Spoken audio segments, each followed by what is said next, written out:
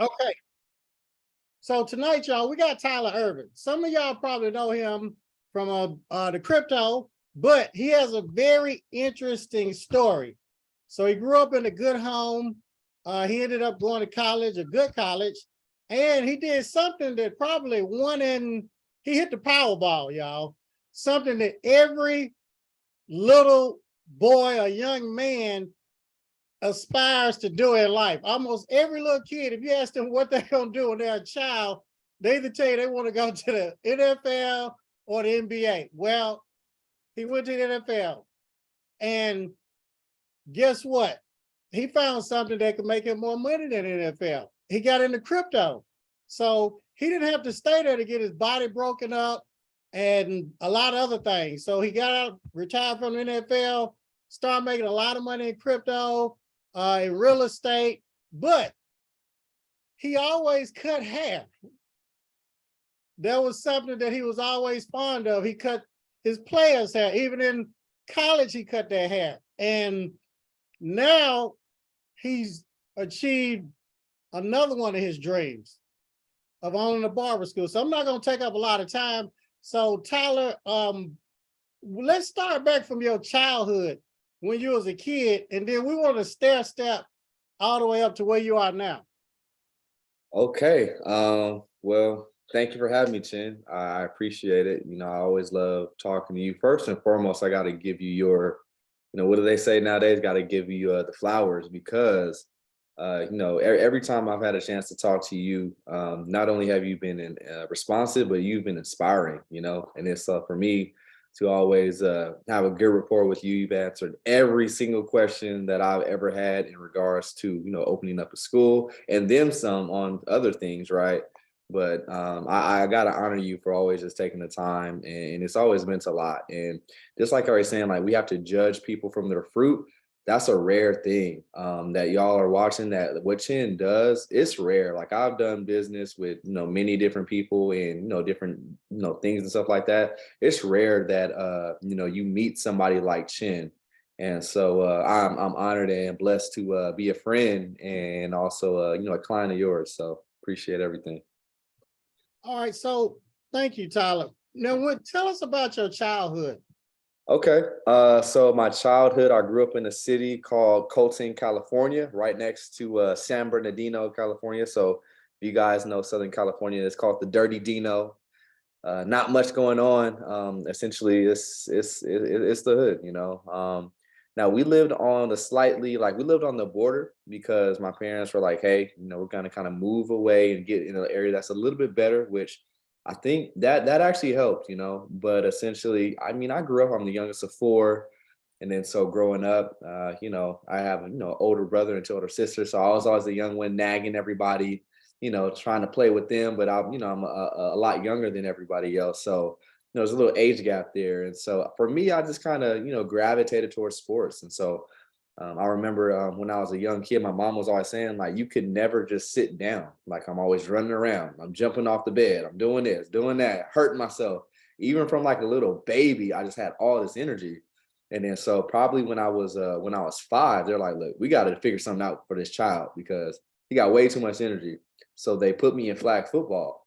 And oh man, I loved it. Just, running around with the other kids. I had a knack for it. I not only was I just halfway decent, but I enjoyed just getting out there and running and playing. And so for that, that time in my life, football was like that. I think like one of my first loves of just like something I just really enjoyed to do. Now outside of messing with my siblings, my off time. But yeah, just grew up pretty humble. Parents didn't really have too much. Like, we could afford, the basics, right? Clothes, but like kind of give you like an idea when it came down to getting clothes for like the semester for school. I probably got maybe 3 outfits and one pair of shoes. Like, you know what I'm saying? So, we're just kind of, not extremely low income, but my parents, they were able to make it work, with 4 kids. And so I'm grateful for them.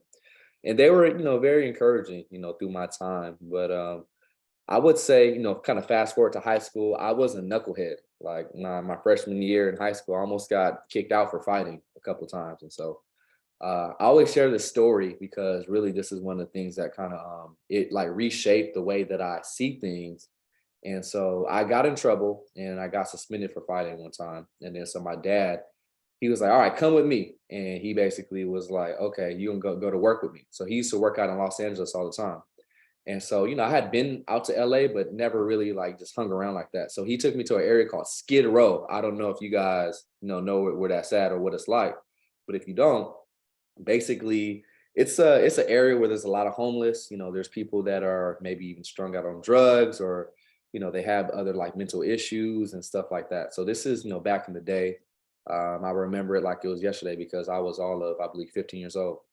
And we pulled up and he was like saying, hey, you know what, I'm gonna drop you off right here and I'm gonna come pick you up after work, but just get out and hang out. And I was like, get out? Like, what do you mean? Like, I kind of started seeing like, how things were going. I'm like, these people aren't like the people from where we live at. They're, something else is going on. He's like, no, like, get out the car. And he made me get out the car. And I was like, what do I do? Because I never, that was my first time being in a situation like that. Like, I've been around my home area, but never in a foreign place like that around people like that. And then so he was like, okay, hop back in, right? And then so we hopped back in the car. He went and parked the car, and then we walked back over that area to that area. And then we just kind of, if you guys don't know Skid Row, it's like a long stretch of alleyways kind of through downtown, and it stretches for miles. And we probably walked at least like 2 miles, there and back, but just walking through the whole thing. And he told me this. He's like, son, I love you so much. We try to do as much as we can. But if you continue to do the stuff that you're doing, getting in trouble, your grades ain't right, you're not respecting people, you may end up in a place just like this. In a place like this or in jail. So it's your choice. You got a lot of talent. You can do some things in this life. But until you figure it out like mentally and start to try to do the right thing, this is what your life may look like.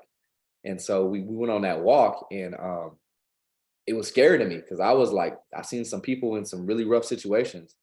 And I was like, I definitely don't want that for my life, So I, got my stuff together and started doing better with school, and, started making sure I was going to class and making sure I was making practice and on time and all that kind of stuff. And then, just applied myself. And luckily I was able to get, I got a few scholarships coming out of high school, and then so I ended up going to San Jose State for college. But that's kind of like the kid side of me, for kind of what you're asking. Now, so tell us about your senior year in high school. Mhm. Yeah, so my senior year, like for me, I still really had like a lot of love for the game. I just enjoyed playing. And as y'all can probably tell, even through this camera, like I'm not the biggest guy. Like I'm 5'9", maybe 175 pounds on a good day. And so I played running back. And so a lot of people, while I was playing, was like, hey, no way this kid has a chance to make it to college even, And I kind of always carried that chip on my shoulder because I was like, hey, I believe in myself. I know I can do it. And my dad believed in me and my mom believed in me as well. And then so, by the grace of God, I was able to, put together a pretty good senior year. And so that year we won the CIF championship amongst tremendous odds. We won. And that was the first time that the school that I went to, high school that I went to, that was the first time that they had won a CIF championship in like 50 years, And so, I had a couple of really good games in the playoffs. And then so that's kind of, what kind of got me noticed by some colleges. So you go out to college. Tell us about that. It's like another reset, kind of you get away from home and then you kind of, forget some home training. Freshman year, kind of not as bad, but same thing, not doing what I was supposed to do. My biggest thing was I didn't like showing up for class all the time. But the way that college works was they had people that would check up. So I got caught a couple times. And then so, but I self-corrected that because like, you know what, I don't want to mess this up, I had to realize like I got a scholarship to go to school for free, which that is a tremendous blessing because a lot of people don't get a chance to do that, And so it had some, conversations with my coach and all that kind of stuff. But I was the only freshman that didn't redshirt. So I actually played my freshman year. I didn't start, but I played quite a bit. But same thing, do the typical things that people in college do.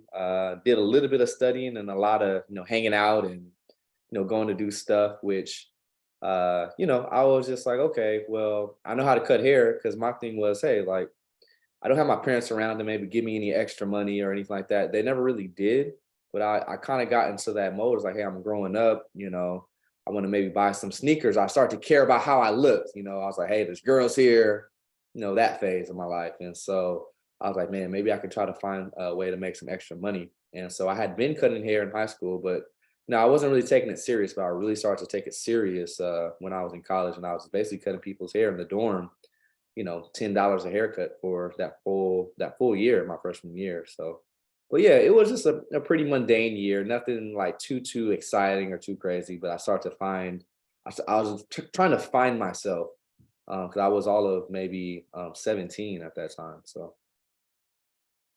Okay. And then your sophomore year. So sophomore year, I was like, okay, let's really take this football thing a little bit more serious. I moved off of campus, and I'm glad that I did because I got a chance to like get away from the dorms and the whole dorm life, dealing with a whole bunch of guys in one dorm where it's just like nobody cleans, and so it was a whole situation which I was like, yeah, I don't want to do this. So I went to actually go live by myself for really the first time in my life. And I liked it a lot because it taught me a lot about responsibility. It taught me how to like say, hey, if I'm gonna have people here, how to greet people the right way, good common courtesy. But with that being said, my sophomore year, I started to do a little bit better. So I got a starting role as a running back for the team my sophomore year. But it was just like an okay year. It wasn't anything too special or anything like that. But yeah, like I what I noticed my freshman year. So I'm a man of faith. I grew up in the church. My mom took me to church all the time. My freshman year, I kind of like let it go. Like I said, you kind of leave home and you kind of just like, you're at the mercy of the world almost. And you kind of indulge and do all that stuff. But I just know that's not my roots. So my sophomore year, I rededicated my life back to Christ. And I'm like, I kid you not, I just start to see things start to shape up for my life that was never the case before, when I really got serious with my relationship with God. And things just started clicking after that. I started getting a little bit of notice from a couple scouts. Nothing like, I never really thought that the NFL was a possibility really until my senior year. But I was just like, hey, I'm playing pretty good. I got the starting role, and for me, that was it. That was like the top of what I could ever achieve in life personally. I was like, hey, you know what? I'm a starting running back on a college team. That's the best part of what I thought life had to offer. Boy, did I know, there's more things that God had in store, So So tell us about the senior year. yeah, so I don't know. Like I have a feeling like God has a way of working it in years of four for me because my senior year was kind of like my breakout year. That year, I believe, so I set 7 records that year for my school. So most all-purpose yards from an athlete, most rushing touchdowns in one season, and most kick returns, most punt returns in a season by a player. I don't remember all of them, but I broke some records, and I was the number 2 in the nation for yardage that year. So the only person that was ahead of me, I believe, was Christian McCaffrey. I don't know if you guys are football fans, but he plays still. And so he went to Stanford, but he barely beat me. And he only beat me because he played an extra game than I did. Like we only played 13 games. And he played 14 games, but he only beat me by like 70 yards, And so if he wouldn't have played that last game, I would have been number 1 in the entire NCAA for yardage. And so same thing. It's kind of like that, just things just lined up. But by this point, I really started to cultivate my skills as a barber. So by this point, I really stopped like, going out to hang out with the buddies and the guys late night. And I really just like, look, I'm gonna just, do what I gotta do with school, but I'm really gonna start learning like what does it look like to be an entrepreneur? What does like business look like? So I went to a local guy. His name is Dave Diggs. I don't know if you guys are from Northern California, but you may know him. And then so I started going to him. He was like the local barber in the area by the school. I started asking him some questions. I'm like, hey man, I've been cutting on campus. Can you give me some pointers? And I'm glad he told me what he told me. He was like, man, don't worry about this. Like, don't worry about this barber stuff. You go play football. I've seen you play. Like, you are amazing. Cause I was just like, cause at that time I couldn't see it. Like I was just like, yeah, football's cool and all, but you know, I'm little. Like I don't think I'm gonna make it to NFL. He was like, no, man, just keep doing what you're doing. Like, yeah, come to the shop, come hang out, but don't try to put barbering above football. At least not now, you know. And I'm glad he said that because I was literally considering because I was saving all my money up from all the cuts that I was doing on campus or just at my dorm. And I was saving money to be able to open up a shop. That was my dream, really. I was like, I just want to open up a shop. You know, I'm starting a running back for a college team, and like I said, that was like what I thought was a good life. And but yeah, Dave really helped me out. I still talk to him to this day.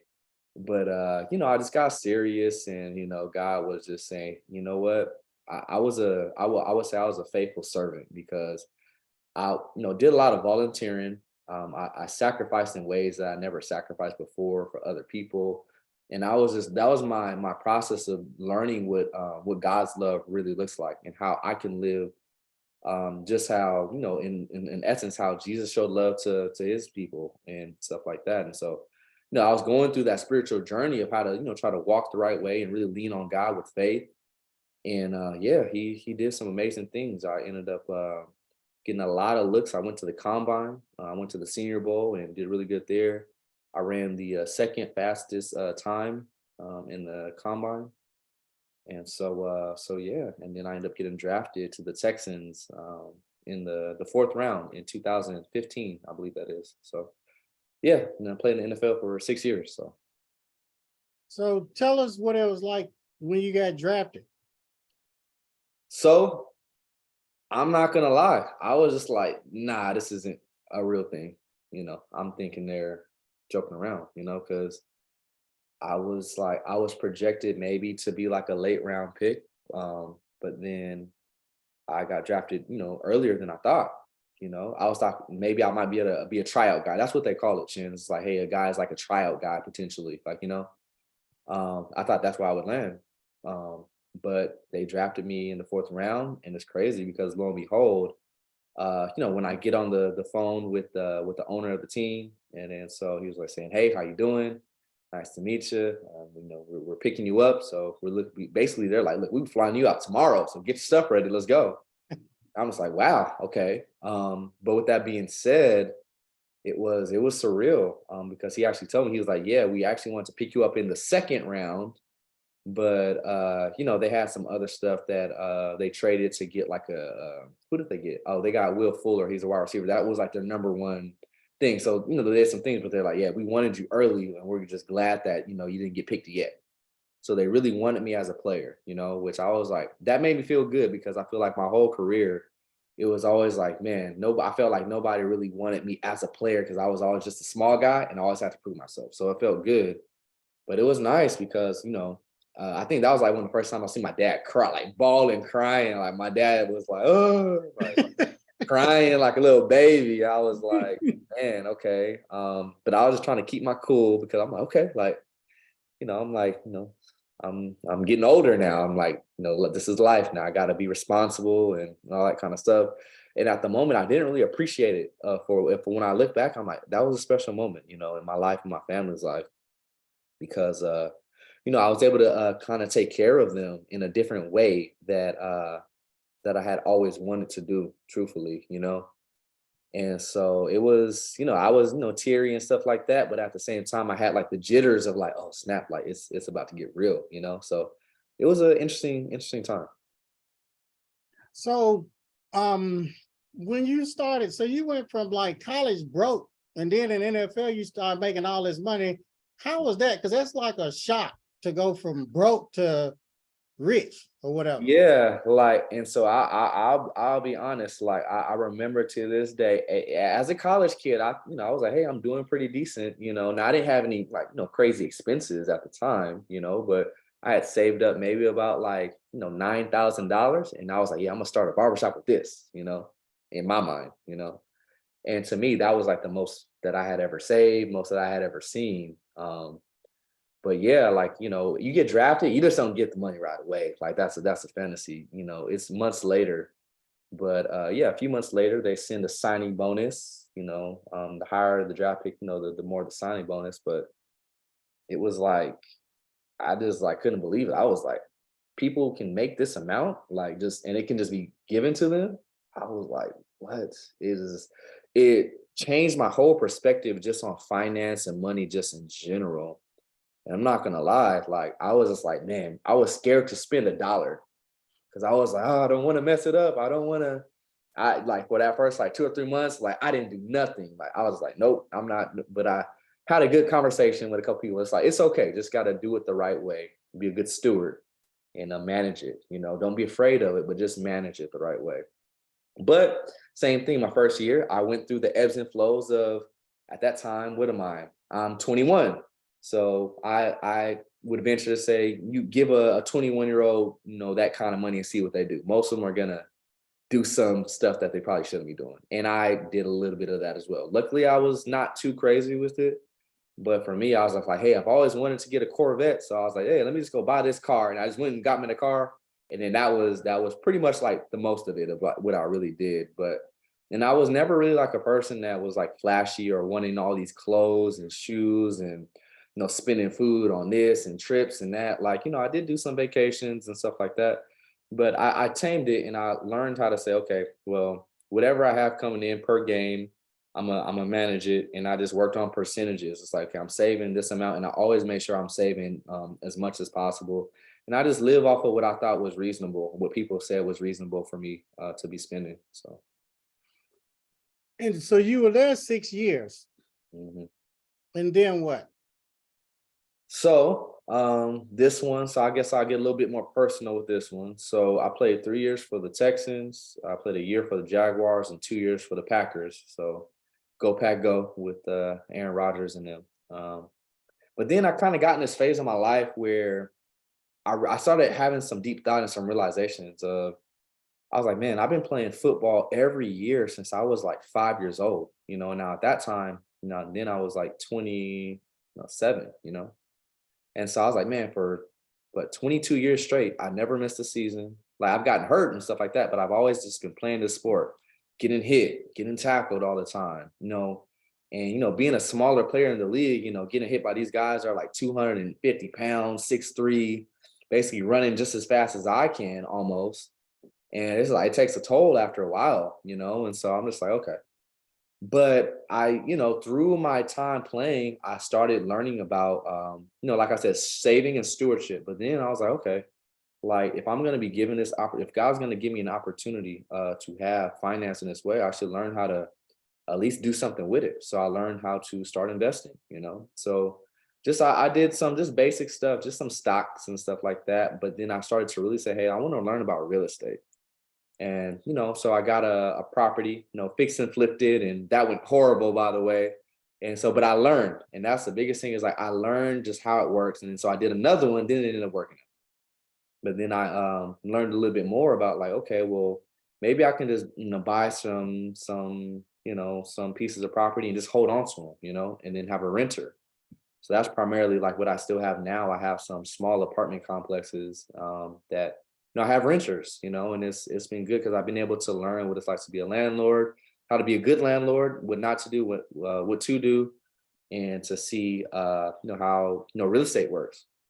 But then I was like, okay, well, I feel like I got an okay grasp on that. Well, what else is there? And then so like in 2018, I hear everybody talking about this whole Bitcoin thing. And I'll spare you guys on that whole story, but 2019, I started, investing, to late 2018, but in like really a lot in 2019, I basically said I was playing and I was like, okay, I'm gonna spend one game check on this stuff. And if it don't work out, okay, it is what it is. It's one game check. And like, it is what it is. But I did that and I just, was just kind of just kept playing. I started seeing things happen there with that portfolio. I was like, oh, it's going pretty well. So I put a little bit more. And then it was like, it did something that I had never seen an investment do before. And even still to this day, I'm very passionate about that because it really gives just even the average Joe a chance to be able to, really, really help themselves in a different type of way that the traditional financing system doesn't really tell you about. It's kind of like a niche thing that not a lot of people know about or, have a vested interest in. And so, but I did really well with that. And that gave me enough confidence to be like, you know what? Like, I made some good money playing football, but I found some other things that make some pretty decent, money too. But then my perspective about money changed. It started being less about the chase and like, oh, I want to make this and make that, but more so just about like, hey, I just want to enjoy what I'm doing. I want to enjoy my family. Um, and I just want to say, hey, I just want to be comfortable. I don't want to be the richest man on earth. I've done pretty well, but at the same time, I want to be able to help people. Like, so I was happy because I was able to do something. I was able to pay my parents' house off, that was big. I was able to help my siblings in different ways and stuff like that. And, so like to me, that was like why I really do any of this stuff, to be honest, which I'm sure a lot of you guys can, agree with some of that sentiment. I'm sure all of us have people that we care about that we would like to bring along with us on this journey of life and enjoy it with them, be able to have a different type of life. But as we all know, life requires money. And so yeah, I got the confidence because I had learned a lot about investing and seeing like, oh, I could sustain, what I have and grow it. And I could do it without getting hit by humans for a living. And so I was like, you know what? I'm gonna just take a leap of faith. And at that time, I didn't necessarily know I was gonna be thinking about a barber college, but I had a full year. So I retired and had a full year of like kind of like, all right, what am I gonna do with my life? And I kind of like forgot about, cutting hair, and stuff like that. But I was like, hey, I love that stuff. Like I could connect with people, you know. It's a way for me to just be able to, have something to do, to be honest. But I was just like, yeah, but it's fun for me. So I will say if I'm gonna be doing something, I'm gonna do something I like. So it's crazy because I give Dave a call, Dave Diggs. I was like, hey Dave, man, I'm gonna open up a barber shop in Texas. And he was like, okay. You know what you should do though? You should do a barber college. I was like, what? College? He's like, yeah, man. Maybe think about doing one in California, but in California it's a little bit different. But I heard Texas is a pretty easy process. So I was like, okay, I'll look into it. I didn't know where to start at all. I was just like, Barber College, went on Google, found a thing called TDLR. I'm like, what the heck does that stand for? Like, now I deal with them, all the time. But it's just like, I was like, okay, well, what do I got to do? I just start typing stuff in, and then I really enjoy YouTube because I've learned a lot of things off of YouTube. And so I typed in Barber College, and Chin pops up. And so I'm just like, okay, like, just watch some of his videos. And I'm very observative. So before I even called you, Chin, I don't even know if you noticed, but I watched probably, I don't know, at least like, because you had a lot of content up there, especially at that time. But even to this day, but I probably watched at least like 15 hours of your content, a lot, before I even called you. And so I was like, let me do my due diligence and see. But then I was like, okay, well, let me just give him a call. And to my surprise, it was you who picked up, because a lot of times when people have these things, it's like they normally have an assistant pick up, but you picked up right away. And he's like, hey, how's it going? My name's Chin. You kind of gave me some of your background. And he's like saying, you're like, how can I help you? And I was like, look, I don't even know where to start. And then you kind of just walked me through that beginner stage. But that's kind of where we started. That was what, last year, I believe. So early Mm. last year. So, and then you went and got your license. So yeah, I had to go back and go through that process. So it was one of those things where I gotta like humble myself a little bit because I had to technically go back to school. So I'm back to school with these like young kids, like they're like 19 and 21. And I'm just like, all right, I didn't see myself having to go back to school for anything, right? Ever. I was like, I'm done with school. But so I had to go back, and so you hooked me up with somebody out this way, and you're like, hey, call this person. You could probably go to the school. I'm like, okay. So I went to school and went through that process. It was it was a commitment, but me knowing myself, I'm like, I want it, so I'm gonna do what I got to do. Showed up every day, and and I learned the curriculum. I learned how barber colleges were ran a little bit from a student standpoint. So now I can see it from both sides, because along the time, Chin, I don't know if you remember, but I'm asking you about things while I'm in school. And then I'm kind of comparing, like, all right, are they doing this? Are they like, so I'm saying like, oh, okay. So I see what Chin is talking about. Like, and then so there's a right way to do a barber school, and there's a way to not do a barber school, right? So that's why he's so valuable, because he's gonna teach you guys the right way to do it. And so I'm just like, okay, but I finally finished. I went passed my written test, passed the practical, and yeah, I got my license. And so it was, like I said, it was a humbling thing, and nobody knew, like, necessarily, like, when I was there after school, nobody really knew my background, but they figured out, like, maybe after like a month, they kind of figured out, and people started asking me. I'm just like, oh dang, like they figured me out. But it was cool though, right? Because it was like another level of connection, and I actually started helping some of the students, helping them learn different things, helping them. They started asking me like business questions, and I'm just like, yeah, like I can help you out with that. So, but it was all in the love for cutting hair too, and so it was a good experience. But that was like my experience of dealing with students in that way, which I really enjoyed. So. Um, now, how long, tell us about getting the school open, because Mhm. remember you told me you were looking for a building. So tell them about that, how everything went. All right. So I would say this was only like maybe like the headache of this. Everything, like, once I submitted my application to TDLR, was pretty smooth, but you kind of got to go on their time. But before then, I was like, Chin, I gotta find a building. And then it was like three different places fell, like the deal fell apart. Where it's like, oh yeah, it's gonna be this one. And Chin, you remember I send you pictures like, oh, this is gonna be the spot. Mhm. Nah, it didn't happen. Then another place, oh, this is gonna be the spot. Nah, it didn't happen. And I'm not gonna lie, I was just like, man, you know what? Forget it. Like, I was like, just forget it. I don't know. I'm gonna just, do something else. But I was like, you know what? Let me just try one more. So I was at church, and I actually go to church about like 30 minutes from where I live. But at that time, I was like, man, I wasn't looking in this area. I was like, why haven't I looked in this area? So it's just one of them things, right? Where the guy is like, hey, just go on the drive. So I just start going on a drive, and I see this plaza. I'm just like, that's pretty nice. There's a Walmart, right there. There's a Whataburger, some shopping centers. There's a King Crab. There's a First Wash. There's some, little hospital, right here. Stuff like that. I was like, oh, okay. Like, why didn't I think about this area? So I just, come into the parking lot. I started walking the property, and I was like, oh, I seen a police sign. I was like, oh, that went like all the way over there, like tucked away. Nobody's in there. So I got the number. I gave it to my real estate agent. I was like, hey, can you call on this? And then so we called, they gave us the runaround, man. They was just like, oh yeah, yeah, yeah, yeah. Just send us your financials and your background, all that kind of stuff. And I did. I showed a very strong financial sheet. I also submitted the business plan that you gave, with the program. So I submitted that, which they complimented, by the way. They're like, man, we haven't seen a business plan like this in a very long time, thorough. And then so that was great. But they're like, okay, well, yeah, we should be able to make this, this get done. So this is in at that time, this is, I would say, October of 2022. So I'm thinking like, okay, cool. By like November, like I should be good, ready to go. They didn't get back to me until like December 28th, like almost a few days for the end of the year. Cause I was just like, I lost hope. I told my attorney, I was like, hey, like, we've been trying to get this deal done, and they just kind of left us on ice.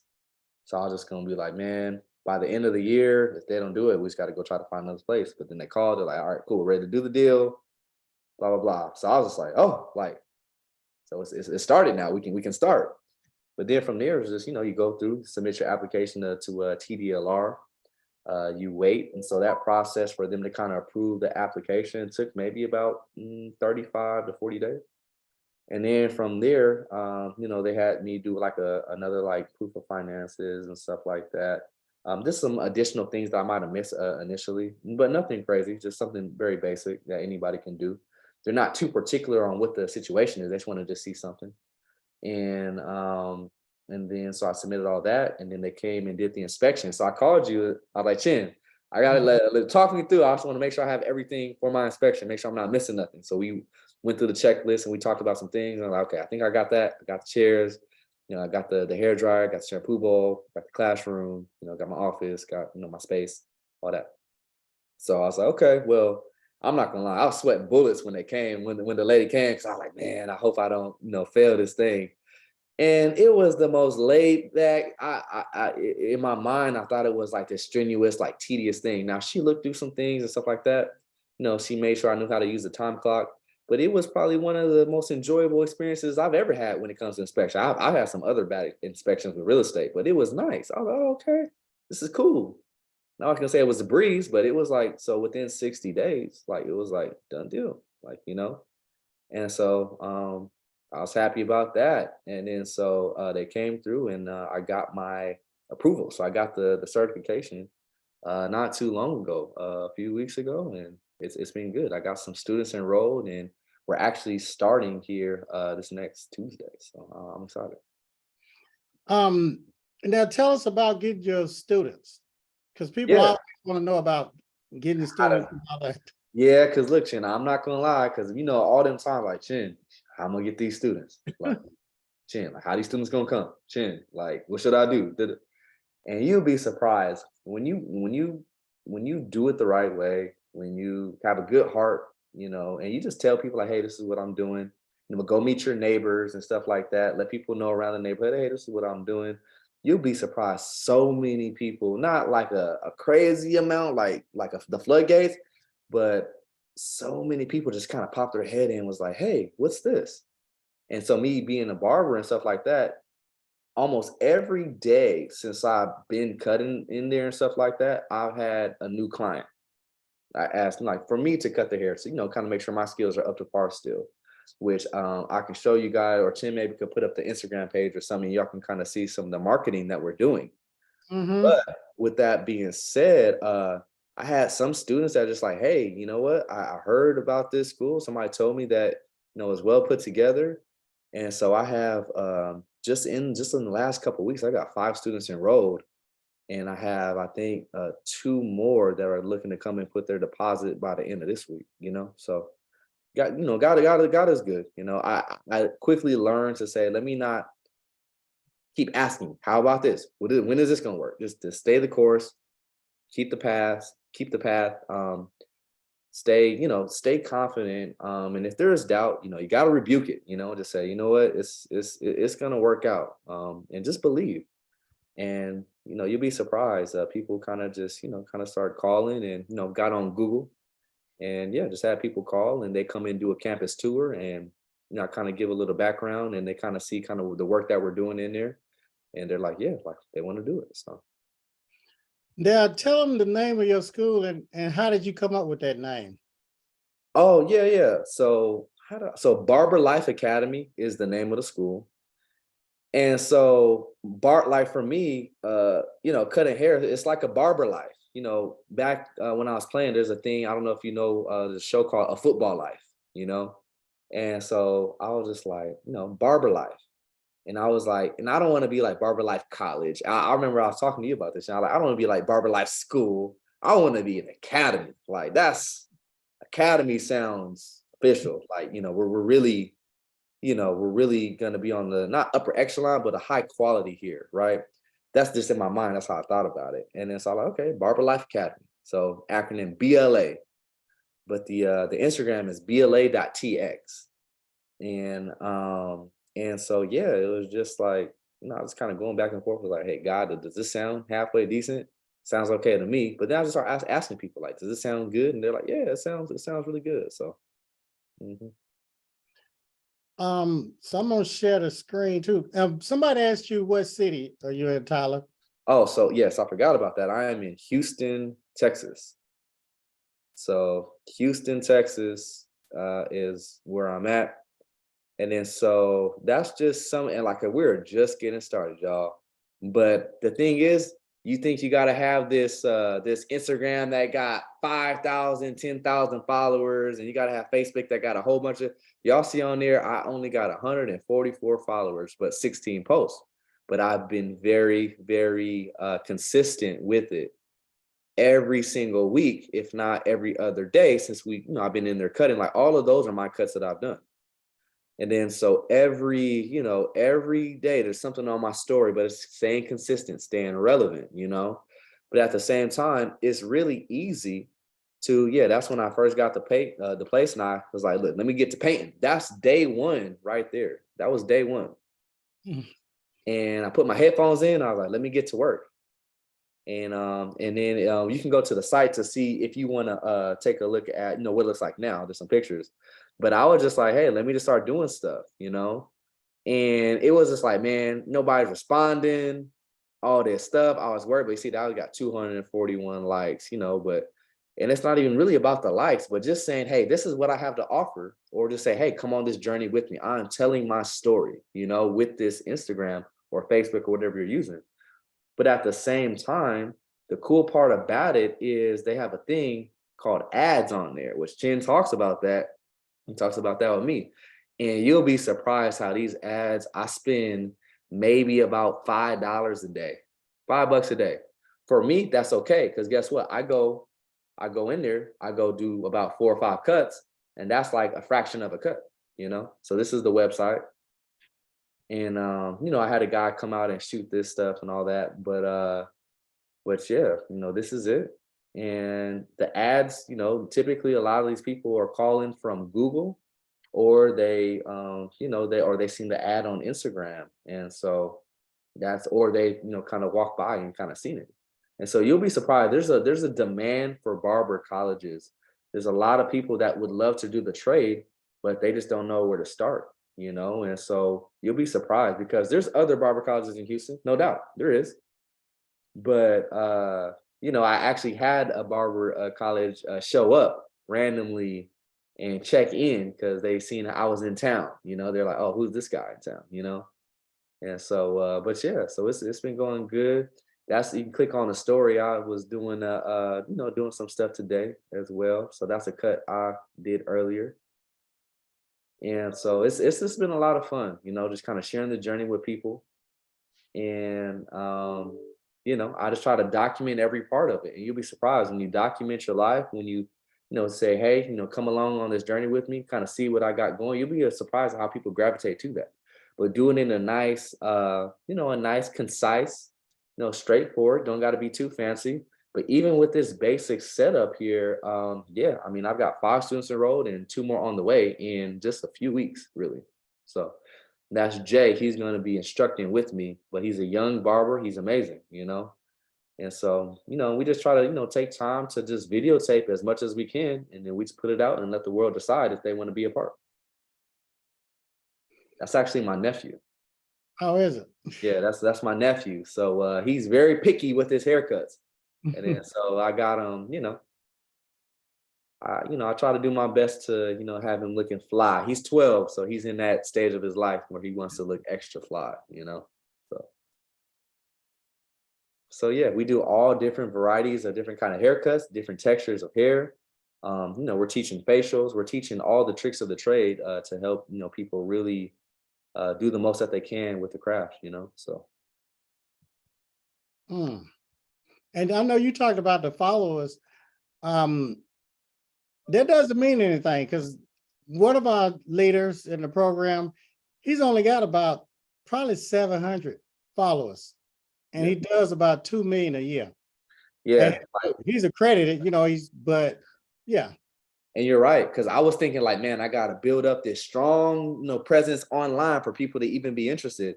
No, that's not true at all. The followers do not matter.